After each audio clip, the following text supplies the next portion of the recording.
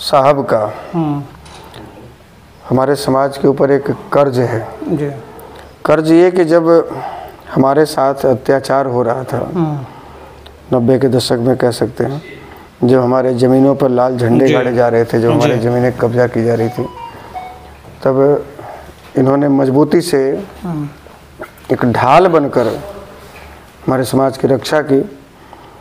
और आज जब वो हमारे बीच नहीं है और हिना साहब जब चुनावी मैदान में हैं, उनकी पार्टी, जिस पार्टी के लिए साहब ने अपनी ज़िंदगी कुर्बान कर दी, पूरी जवानी जेलें बिता दी, उस पार्टी ने भी अन्याय किया, उनके साथ धोखा दिया।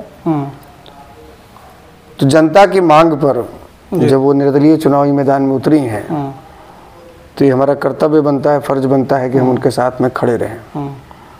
और हम उनको ये आश्वस्त करने आए थे, ये विश्वास दिलाने आए थे कि आपको चिंता नहीं करनी है, आपको घबराना नहीं है, हम सभी आपके साथ हैं। और मजबूती से ब्राह्मण एकता मंच की क्या भूमिका रहेगी हिना साहब के साथ? हमने तो अभी पिछली बात में आपको कहा कि हम बिल्कुल मजबूती से उनके साथ हैं। और हमारे जो भी लोग, समाज के लोग हैं, हम उनसे अपील करेंगे कि अच्छा अवसर है।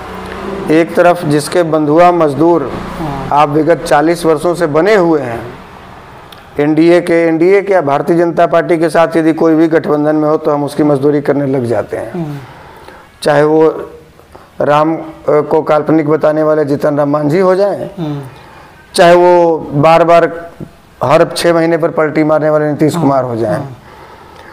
तो आप जिसकी बंधुआ मजदूरी पिछले 40 वर्षों से कर रहे हैं, उसने जिस उम्मीदवार को उतारा है, जरा उसका इतिहास पढ़िए। जिसको उम्मीदवार बनाया है, महिला हैं, उनके पति का, उनके ससुर का जरा इतिहास पढ़िए।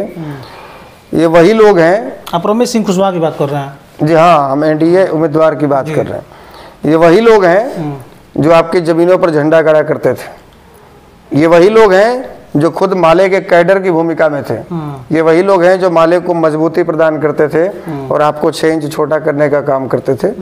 तो केवल पार्टी भक्ति में लीन होकर वैसे लोगों को जितवा कर संसद में भेज देना जो आपके साथ अत्याचार किया हो, जो आपका हकमारी किया हो, जो आपको दफनाने की साजिश रचा हो, जो आपको यहाँ से भगाने की बात करता हो, जो आपको विदेशी कहता हो, आप उसको केवल पार्टी भक्ति में लीन होकर यदि आप जितवा देते हैं तो ये आपकी बुद्धिमानी नहीं, आपकी मूर्खता कहलाएगी। तो आपको भी ये लगता है कि आपके जो समाज के लोग हैं वो भक्ति में लीन रहते हैं? लगता क्या है, बिल्कुल सत्य है। चाहे वो भूमिहार ब्राह्मण या सवर्ण समाज के लोग हों या मुस्लिम समाज के लोग हों, ये भक्ति में ही लीन है। और भक्ति की वजह से ही हमारा और आपका ये हालत है।